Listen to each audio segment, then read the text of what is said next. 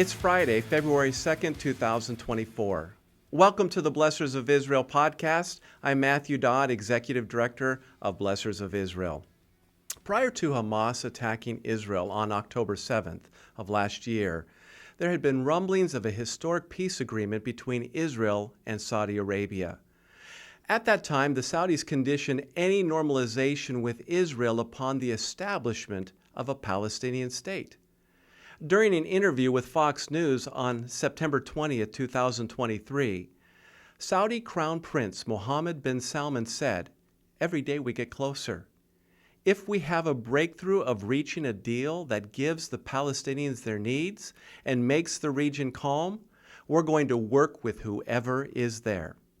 2 days later, Israel's Prime Minister Benjamin Netanyahu confirmed normalization progress with Saudi Arabia during his speech at the 78th session of the UN General Assembly. Netanyahu said, "I believe we are at the cusp of a historic peace between Israel and Saudi Arabia. Such a peace will go a long way to ending the Arab-Israeli conflict." But Netanyahu also added this cautionary note about any peace agreement with Saudi Arabia when he said, "Many decades of efforts to make peace with Arab nations have failed because they were based on one false assumption, that the Palestinians must be appeased as a precondition to peace. The Palestinians have much to gain from new peace agreements. They should be part of these agreements, but they should not have a veto on peace." The potential for peace between Israel and the Arab nations was not welcomed by all in the Middle East. On October 2nd, 2023, Hezbollah Secretary General Hassan Nasrallah warned, "Any country that might sign a normalization agreement should be condemned and held accountable for its actions." 5 days later, not only did the peace negotiations between Israel and Saudi Arabia come to a screeching halt, the Middle East and the rest of the world were set on edge as well, fearing any regional escalation could lead to World War III. Now, almost 4 months after October 7th, and with the U.S. presidential election less than a year away, the White House is aggressively looking for a way to motivate Israel to end its war against Hamas. One way the Biden administration has sought to bring Israel back to the negotiation table is by dangling normalization with the Saudis. Axios reported this week that Secretary of State Antony Blinken asked the State Department to conduct a review and present policy options on possible U.S.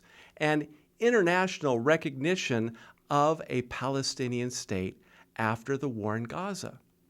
Now, while U.S. officials have been quick to note that there has not been an official policy change, this maneuver by the State Department to consider recognizing a Palestinian state signals a shift, one that will have great ramifications both domestically and internationally.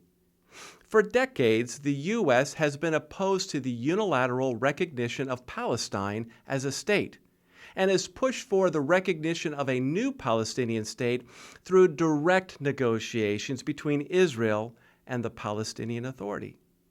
So why the shift? Answer: President Biden is growing impatient because he believes Israel's war with Hamas is taking too long.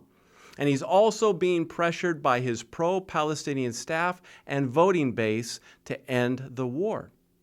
So the Biden administration is attempting to link normalization with Saudi Arabia to an irrevocable pathway to a two-state solution. But in order to remove the Palestinian obstacle from the normalization talks with Saudi Arabia, the State Department is now considering the possibility of making the recognition of the state of Palestine the first step in the normalization process between Israel and Saudi Arabia. This is not the first time that there have been attempts to normalize relations between Israel and Saudi Arabia. In fact, it was attempted in 2002, 2007, and again in 2017. But each time negotiations were terminated due to a terrorist attack against Israel. Another angle the U.S. State Department is considering is a demilitarized Palestinian state, so that Israel will never have to fear an invasion by land, sea, or air ever again. Netanyahu proposed this idea in 2009 and in 2015, yet without success. But what all of these options fail to admit is that there is a historical pattern when it comes to peace agreements between Israel and her Muslim neighbors. And this historical pattern brings to light a glaring problem with the two-state solution and the proposed peace negotiations between Israel and Saudi Arabia.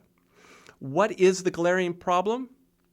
The Palestinians in Gaza and the West Bank do not want to peacefully coexist with Israel because they're committed to a one-state solution, which is Hitler's final solution for the Jews, the annihilation of the Jews. During an interview earlier this month, Hamas leader Khaled Mashal confirmed that Hamas and the majority of Palestinians reject any two-state solution when he said, and I quote, "I would like to say two things about the two-state solution. First, we have nothing to do with the two-state solution. We reject this notion because it means you would get a promise for a state. Yet, you're required to recognize the legitimacy of the other state, which is the Zionist entity. This is unacceptable. We demand to be liberated, to get rid of the occupation and to have our independence and our state." I believe that October 7th has enhanced this conviction, has narrowed the disagreements, and has turned the idea of liberating Palestine from the river to the sea into a realistic idea that has already begun. It is not something to be expected or hoped for. It is part of the plan, part of the agenda, and we are standing on its threshold, Allah willing, closed quote. But let's be clear. Even if the U.S. officially recognizes a new Palestinian state or refuses to veto its full membership by the UN, do you honestly believe the likes of Iran or Hezbollah will quietly stand down and welcome the establishment of a two-state solution? And if a new Palestinian state is declawed and defanged, do you honestly believe it will stay that way for very long? How will the UN keep the weapons out of Palestine? And who will monitor the Palestinian state to ensure it stays that way? Hasn't this been tried before in Iran? By the way, how well did that work when it came to monitoring their nuclear program? Again, Nasrallah's threat to Saudi Arabia and the rest of the Arab world 5 days before October 7th is the resounding answer to these questions. So please join me in praying for the peace of Israel and for the leaders of the United States.